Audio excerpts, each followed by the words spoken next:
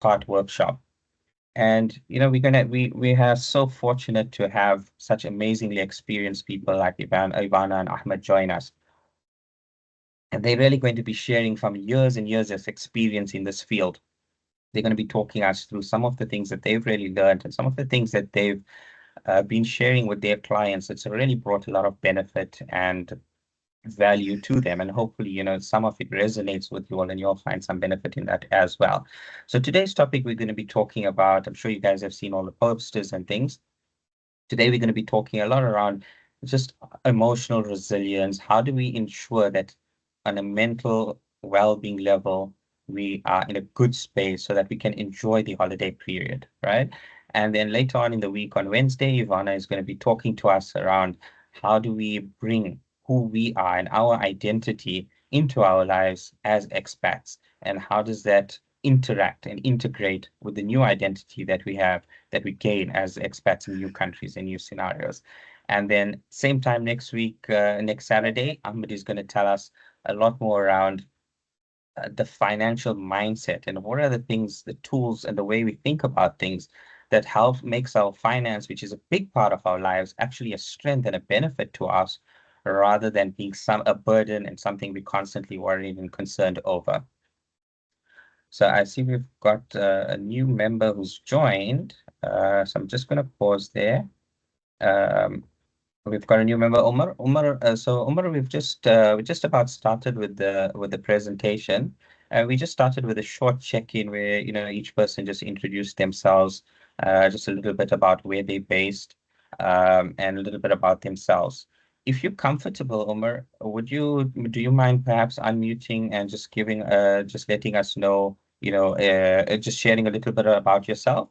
You can just give me a thumbs up in the chat or unmute if you'd like. Otherwise, we'll continue with the presentation. You don't have to feel obligated to share. Okay. Yeah, hi, Muneer. How are you doing? Hi, everyone. Fantastic. My name is Omar. I'm from Egypt. Yeah, and I've just joined for the financial advice regarding investment. I just saw that there was a talk about this, so I was interested in this part. Mhm. Fantastic. Beautiful. Lovely to be with you, Umar from Egypt as well. And really looking forward to Ahmed's talk on finance. So today we're going to be focusing a lot on emotional resilience and mental well-being. And during the week, Ivana is going to be talking to us around culture and identity. And on Saturday next week, Ahmed is going to be breaking down for us around finance and the financial mindset. So I'm just going to, Okay, so great. fantastic. We're lovely to have you here with us, Omar. So what we're going to cover Thank you. today is we're going to just keep the talk very simple, and we're going to focus on one key aspect, one key metaphor and example and one key skill that's going to help us in managing our emotional resilience and ensure we're in a good space, in a good overall in a good space. So we're going to start with just talking a little bit around what are what are the stresses, what are the things that make the holiday season so difficult for expats. I think it's difficult for all of us, but specifically for expats. And then after that, we're going to just talk. I'm going to introduce you all to your nervous system because that's going to play a very big role in how do we understand why we struggle in certain situations and how can we navigate that. We're going to talk a little bit about how these stresses impact on us emotionally and physically. And lastly, we're going to talk about some practical strategies to help you to feel steady, resilient throughout the season, no matter what you experience, what you come across. So I want you to just take a moment to reflect. As we approach the end of the year, there's a lot of burdens, there's a lot of things on our minds, there's a lot of things we're stressing and worried about. I'd love to just take a moment, for each of you all to reflect what are some of the concerns, some of the things that you all are dealing with that takes up some of the space in your mind and in your well-being. And I'd love you all to just pop it in the chat, put it in the chat bar. What are some of the things? It might be, feeling lonely away from family while being overseas. It might be the stress as we come towards the financial stress as we come towards the holiday season. It might be, trying to create this amazing holiday experience for your family away from home. There might be a sense of distance and isolation as you know you're not there with the rest of your family in a time that's usually very family focused. What are the things that are weighing you guys down as we reach towards the end of the year? Pop it into the chat and we'll go through it as we go along.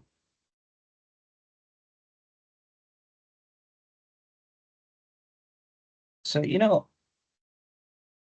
often tell my clients that being an expat, emigrating is kind of like, if you take a plant, you rip it out of the ground, you give it a shake, drop all of the loose roots out, drop all the soil out, and then you replant it in a different place. And that process of ripping the plant out is a very difficult, very traumatic process. It's so many connections, so much, such a big part of who we are is embedded in our relationships. It's embedded in the society we're in. It's embedded in our communities. It's embedded in our family, and we lose such a big part of that when we immigrate. And so that makes, this whole immigration and expat, being an expat comes inherently with a level of stress and strain that a lot of other people don't have to deal with. And this becomes a lot more intensified during the holiday period, right? Because during the holidays, there's a lot of homesickness, there's being far away from your family, parents, siblings, children, people that you spend and you build these rituals and routines with. There's the financial pressures of extra travel, there's gifts, there's year-end expenses, there's all the different pressures of wrapping up the year, preparing for the holidays. And one of the really interesting things that we see is that there's a lot of doubt in ourselves and this need to create a good life, that we've taken such a big step, such a big risk in emigrating, in moving to a new country, that we suddenly experience such a big burden that we have to make this work. And, when we come towards the end of these holiday periods, it really makes it clear for ourselves and for our families the burden that they're under. And so we feel really obligated to make this holiday something special, something meaningful, something relatable for them. And that becomes that is one of the big stresses that a lot of people experience. And the other thing is, as we come towards the end of the year, it also makes us reflect on the year that's passed. It makes us reflect on everything that we've gone through. It makes us reflect on the goals that we had for ourselves. And a lot of the time, there are things that we've, that we've, that we have, that we have fallen short on, or that we would have liked to have had better, or that we could have seen doing different. And so we tend to engage in comparison. That is it worth all of the expense, all of the risk, all of the strain of immigrating, of being here, of going through this really difficult change? What is the benefits that I had? What is the benefits of it? Instead of, perhaps just remaining home with my family, remaining, behind, remaining in something more familiar and comfortable. So these are just some of the different types of stresses that people experience as they come towards the end of the year. So I'm going to just check in the chat. I see we have some responses there. Rubina shares that this is the first Christmas without a father figure. I'm so sorry for you about that, Rubina. I can only imagine it's been a very difficult time for you. And, my condolences for your loss. And I think that just really emphasizes the way that your holiday, the way that these holiday seasons reminds us about the connections and the relationships and the networks that we have. OK mentions balancing work and family commitments. The season also involves significant travel-related disruption. Absolutely. Matilda says finances and parents. Temur says one of the issues is the support system around us and oftentimes the lack of the support system that we used to having. And Ivana mentions not being able to join extended family for the holidays, missing out on those family traditions and shared time with family. Absolutely. And it boils down, right, to a lot of stresses, a lot of demands on us, and also a lot of reflection on what is missing and what isn't there that usually is. So what I want to talk to you guys about is I want to introduce you all to your nervous system. Anybody knows their nervous system? Anybody familiar with their nervous system? Mike is fantastic, Mike. This is not something new to you, eh? A nice way to think about this is, have you guys noticed that, sometimes you go through life and you go through really difficult things, and it seems as though you're on top of the world, that you're unstoppable, that nothing can bother you, right? And other times it feels that everything that's possibly can go wrong goes wrong. It feels as though no matter, it feels as though just out of the blue, you're losing control. Things are just feeling overwhelming. Little things that are just completely causing you to lose your cool. Things that you used to be able to do so comfortably, so easily, all of a sudden you're struggling to do them and keep up with them. Any of you guys notice that? Give me a thumbs up if you'll notice that happening. Absolutely. And a big part of this is boils down to our nervous system. So we can kind of think of our nervous system as the control center of our body, right? It's kind of like as we go through life, we experience so much that happens around us, and we are aware of so many different things, so many pieces of information that we have to deal with. We're taking in things about ourselves, our goals, our visions, our plans. We're taking in things about work, about relationships. We're taking in on a minute-to-minute basis. Sense of we could be seeing things, we're hearing things, we're tasting things, we're feeling things, and our bodies and our minds has to take all of this information. It's got to process all of this information. It has to make sense of it all, and then it's got to categorize it and store it away in our brain. And one of the way part of the way that it does this is it processes it through our nervous system. So we can think of our nervous system as kind of the control center that that overlooks and oversees all of the new information that's coming into our body and helps us to organize it. Right. So I'm going to just share with you guys a very easy way to learn and think about our nervous system. So I want you to just imagine yourself as a cup, right? Now, as we go through life, most of us usually have our cup is usually about half full of water. So now this water is all of the information, all of the things that we have to deal with on a day-to-day basis. But now, this cup is about half full, so it's got enough space inside that we're able to process this information, we're able to organize the information without it getting too full, without it overwhelming ourselves. And we call this regulation. This happens on a day-to-day basis. Anytime we experience anything, anytime we have to deal with stuff, there's things that upset us, there's things that make us angry, there's things that make us sad, and we understand them, we make sense of them, we resolve those situations, and we continue with our lives, right? This is a process of regulation that all of us have inherently within us. But now the thing is, sometimes the amount of stuff that we're dealing with, sometimes we're dealing with a really big stuff that, fundamentally is affecting us in a very big way, or we're dealing with a lot of stuff over a period of time, right? We might be dealing with a big move. We might be dealing with financial pressures. We might be dealing with, children who are struggling with school or who are not in good health. We might be dealing with family demands, all of these different things. And so what happens is sometimes it feels as though that there's too much coming into our cup without having enough time to deal with all of these things. And so what happens to the water level in our cup is it starts filling up, and it fills up and it fills up and it fills up until it reaches to the brim. And when it reaches to the brim, we don't want this water to spill out of our cup, right? We don't want to lose control of ourselves. So what we do is we take all of our energy, all of our resources, and we focus on holding this cup steady. And because we're spending so much of our energy and resources on holding this cup steady, what happens to us? Is we start feeling tired, our mind is constantly racing, we don't feel so excited, so motivated, we tend to get frustrated about things because what's happening is because there's so much coming into the cup, it feels as though it's taking all of our energy, all of our resources just to survive, just to cope with everything that's happening. And this is what we call anxiety. Now, when this water is filling up and this cup is so full, if something even small hits the cup from the side, what's going to happen to the water in the cup? It's going to spill out, right? Now, when it spills out, this looks differently for different people. For some people, it looks like breaking down into tears and just crying. For some people, they just try to escape from the situation. They try to run away. They try to avoid the people.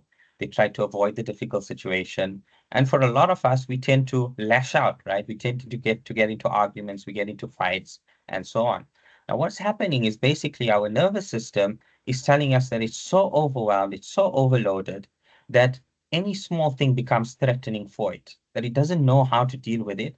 So it tries to defend itself by either trying to escape the situation or trying to fight and overcome the situation. And so I'm sure many of you guys have heard of this thing called the fight or flight response, right? So when our cups are so full, and even something small that we wouldn't usually think would affect us, right? But suddenly we lose control. Suddenly we get very angry, or suddenly we just can't deal with that person and we just have to leave them behind. We just have to get our own space away because our cup is so full that even that small thing is enough to cause it to overflow. Now, in the past, right, when we were kind of, evolutionarily developing, we were staying in the wild, if we encountered a dangerous situation, we could run away from it, or we could fight, we could fight and we could overcome the situation, and everything would go back to normal. But in the life that we live these days, that doesn't really work for us, right? You can't punch your boss out at work if he's frustrating you. You can't run away from your partner if you're feeling overwhelmed, right? So we can't really deal with things effectively if we're just going to have arguments or we're going to just avoid situations. But our nervous system still has all of this water inside of it and it needs to do something with that water. So what it does is it catches all of this water that's spilling out of the cup and it freezes it up into a little bit of an ice cube and it stores this water away inside of the cup. And when it does this, this is what we call trauma. And this is not big T trauma, like being in an accident or, being in an altercation or something like that or losing somebody. But any time that we have so many demands on us and we don't have enough capacity, enough resources to deal with those demands, we experience a form of trauma.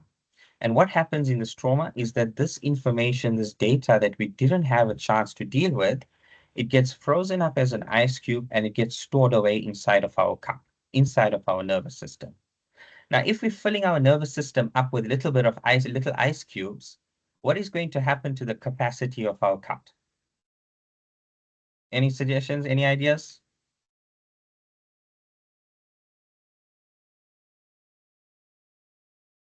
The capacity of the cup is going to get reduced, right? Because we're filling it up with ice cubes. And so what we find happening to us is that we start noticing that things tend to trigger us more often, that we tend to become more wound up over time, that we tend to become more stressed and strained over time, that we just don't have it inside of us to deal with things anymore, that like the way that we used to deal with them before. Because why it's happening is that as we're filling up these ice cubes, the amount of space we have available to us to deal with new issues becomes reduced. And as this keeps happening over a period of time, right, there's less space inside, so the water spills over. We don't want the water to spill over, so we freeze it up and we store more ice cubes inside of our cup.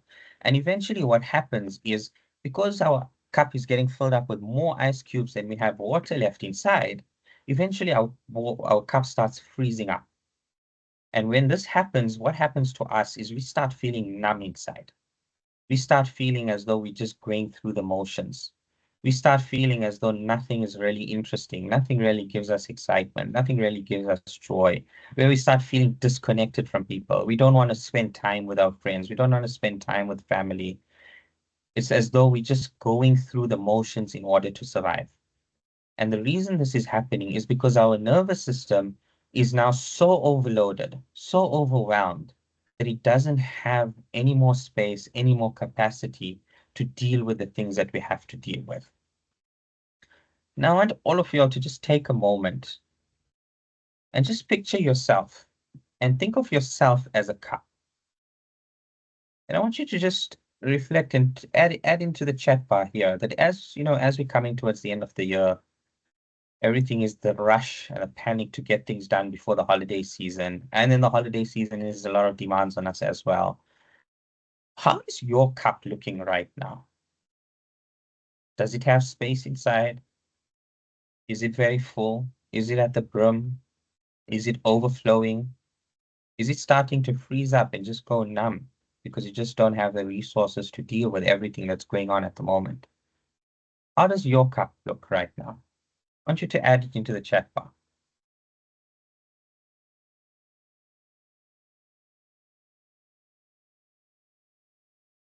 as we go.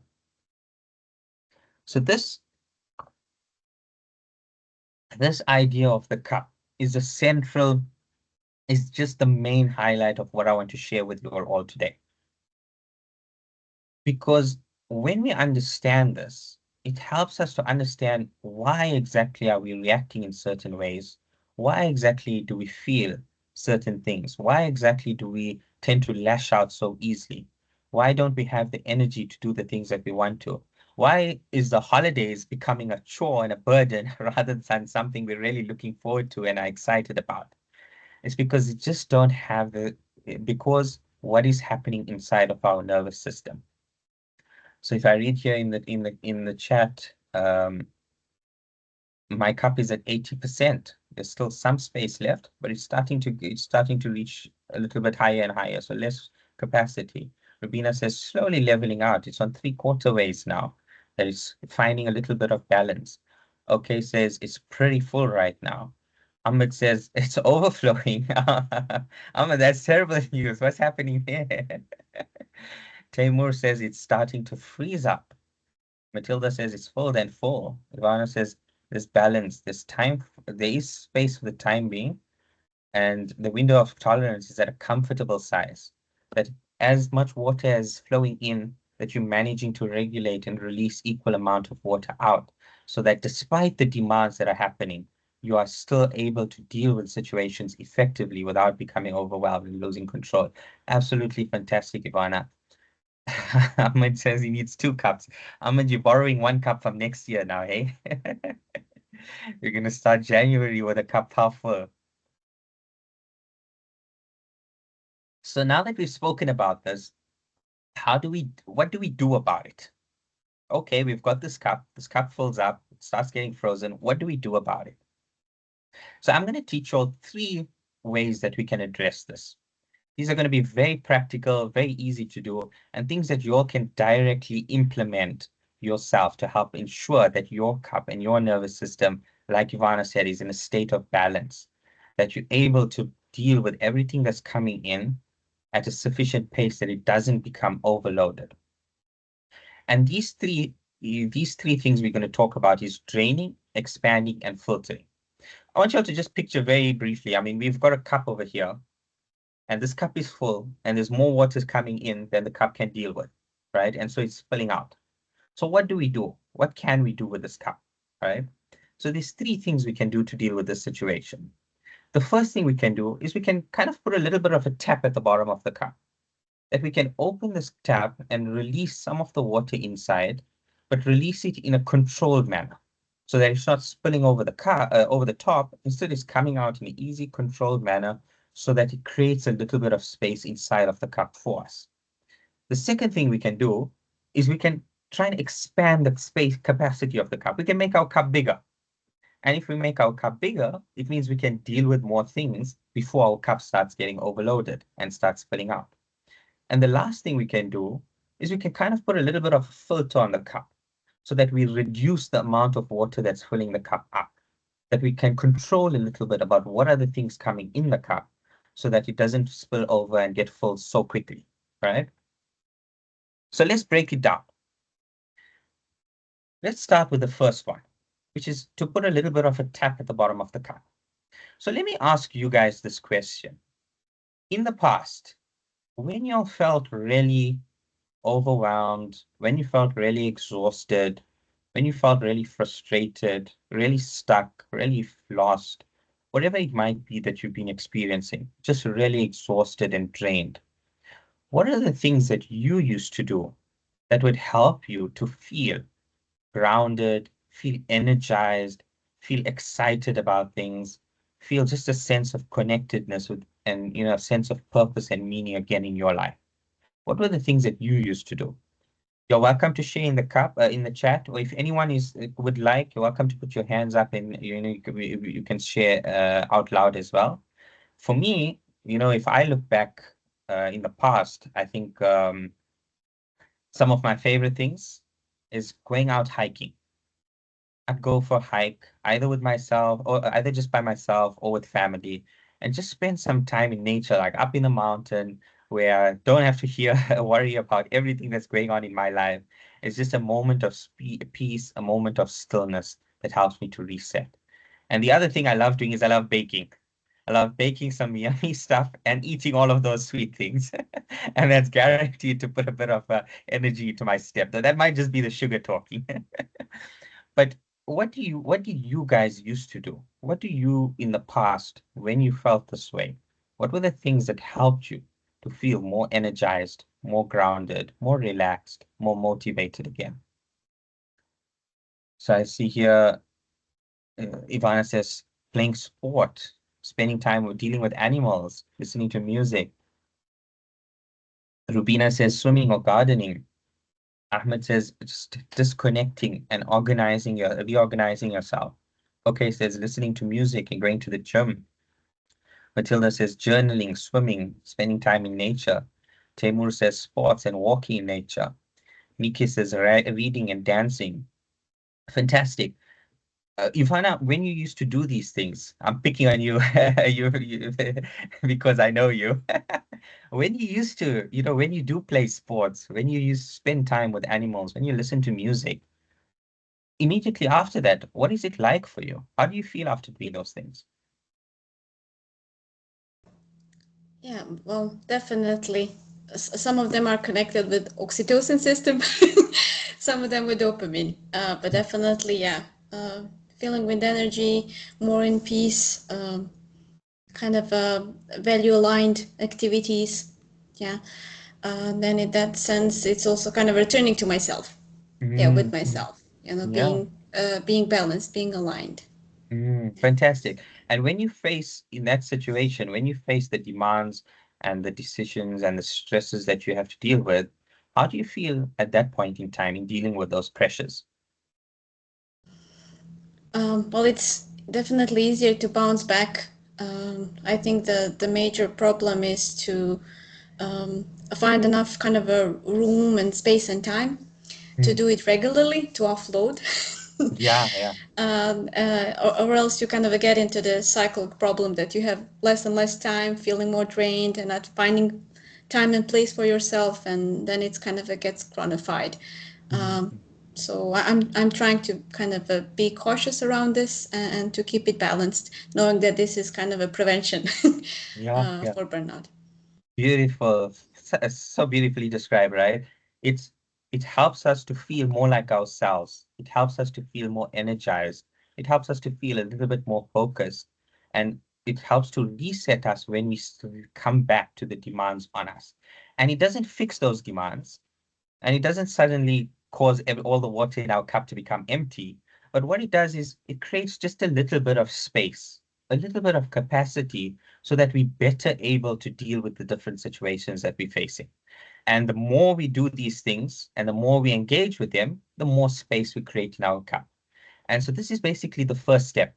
It's just to open the tap a little bit and to find those activities that help us to release some of the worry, some of the burden, some of the strain that we're dealing with, so that we can replace that with excitement, with motivation, with reconnecting to our values and our purposes.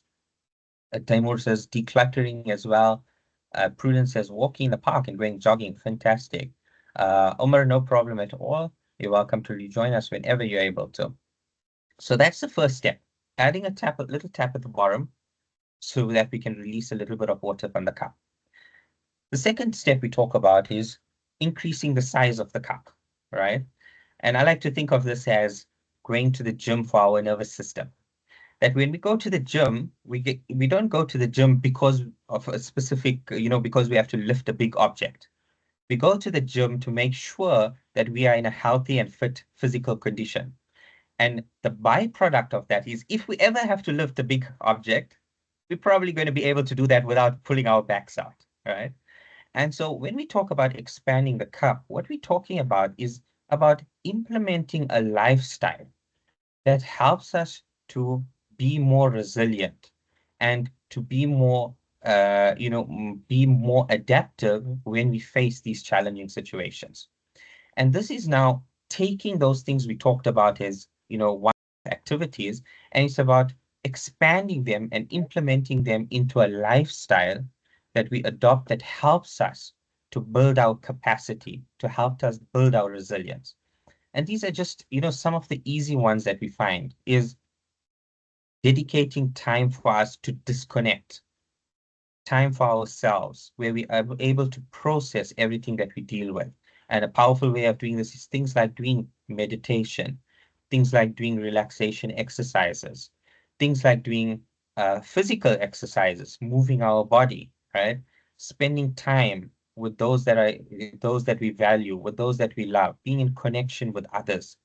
These are the kinds of activities that we implement in our life. And as we practice them intentionally, right? As we become more and more intentional and consistent with them, it's like going to the gym for our nervous system. That our nervous system gets more resilient so that in the future, when we face demanding situations, we're better able to deal with them because we have more capacity within ourselves.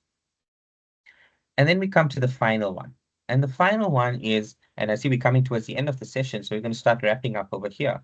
The final one is putting a filter on the cup, that we have all of these things that are filling us up, that are pouring into our lives, right? There's demands from work, there's demands from family, there's demands from friends, there's things that expectations we put on ourselves, right? There's things that society tells us we should say yes. Yes, we should go to that party. Yes, we should take our children to all of these places. Yes, we should put in the extra hours at work because it's coming towards the end of the year.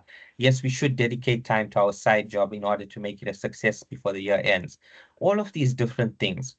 And what happens is these things fill our cups up at top speed. It's as though we have a fire hydrant just pouring into our cup. And when we talk about putting a filter, it's about making intentional decisions about what are the things that we're allowing into us. Who are the people we're allowing access to our time? What are the activities we're allowing access to our resources and our energy? And we ask ourselves, do these things bring us joy? Do we find meaning in them? Are they aligned in our values? Can we realistically handle them right now? And when we take this moment to reflect on this, then it empowers us to be able to choose which are the ones that we're willing to invest our time, our resources, our energy, our attention into, and which are the ones that are taking up space inside of our cups that are not necessary, that we can filter out, that we can say, okay, I know you want to spend time with me. How about we spend so and so amount of time together, but I cannot see you every single day. Yes, to our children, you guys want to do A, B, and C. This is what I am able to do. Let's negotiate over that. Yes, to our work, these are the deadlines that we have to meet. These are the tasks that are not my responsibility to deal with right now. How about we negotiate in who can deal with these things? Now, I'm not going to give you guys specifics because you all know best the different scenarios that y'all face and experience, but it's about being intentional in understanding what are the things that we're allowing to take up space in in our lives, in our nervous system, and take capacity from us, and being intentional and selective in creating that space. And this is putting a filter on the cup to reduce the amount of water that's pouring in. And if we reduce the amount of water, it gives us more time and more space to process, to release the water that's already in the cup. So this is my takeaway message. Your nervous system is your best friend because your nervous system is like the infrastructure and the highway of your body. Just like, you have in a city, you have the roads, the bridges, the power lines. The infrastructure is the nervous system, and the nervous system is the infrastructure of your body. It connects who you are, every part of you.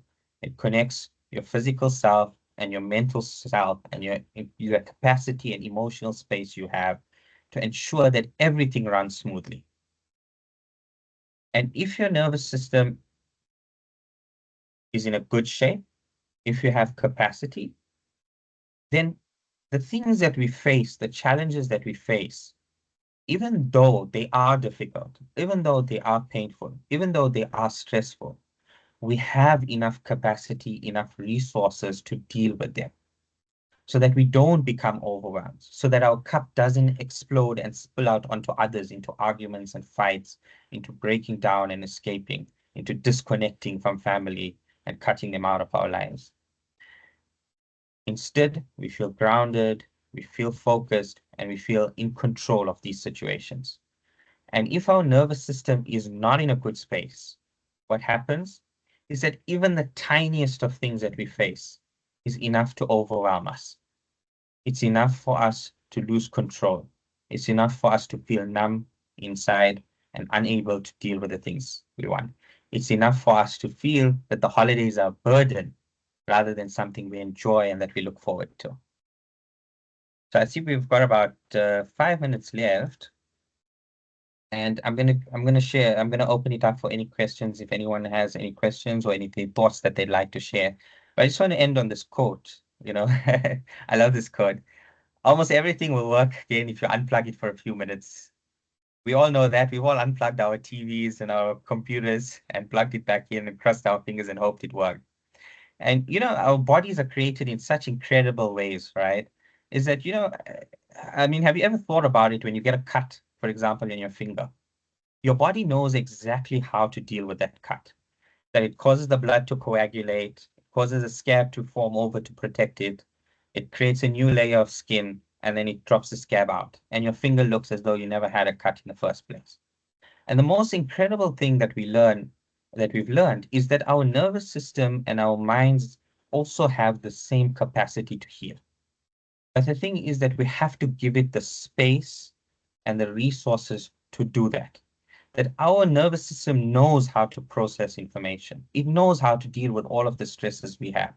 But the problem is that we allow so many different stresses in, and the best part is, what's the number one thing we stop doing when we become overloaded? We don't have time to go play sports, don't have time to watch movies, don't have time to go on holiday because there's other demands on me, right? Don't have time to spend with the kids. So we actually cut out and we close the tap off. We don't have the time and the resource to spend looking after the tap. So we shut it off. So we're shutting the tap off and we're increasing the amount of water coming in. And what is that a recipe for? It's a recipe for our nervous system and our cup to just completely implode on itself. And so at the end of the day, it's just to be connected with your nervous system and to give it the chance and the capacity to deal with everything that it's facing. So thanks so much for sticking with me, everyone, and for sharing your precious Saturday afternoons. Are there any questions or any thoughts, comments from everybody? Or we'll wrap up and enjoy the rest of the evening.